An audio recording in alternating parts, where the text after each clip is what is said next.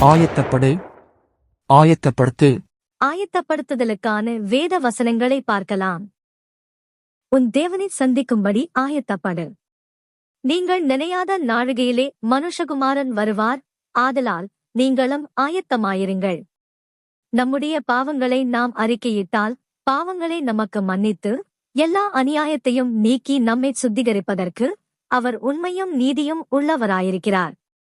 ஆதலால் சகோதரரே, இவர் மூலமாய் உங்களுக்கு பாவமன்னிப்பு உண்டாகும் என்று அறிவிக்கப்படுகிறதென்றும் மோசேயின் நியாயப் பிரமாணத்தினாலே நீங்கள் எவைகளினின்று விடுதலையாகி நீதிமான்களாக்கப்படக் கூடாதிருந்ததோ விசுவாசிக்கிறவன் எவனும் அவைகளினின்று இவராலே விடுதலையாகி நீதிமானாக்கப்படுகிறான் என்றும் உங்களுக்கு தெரிந்திருக்க கடவுது.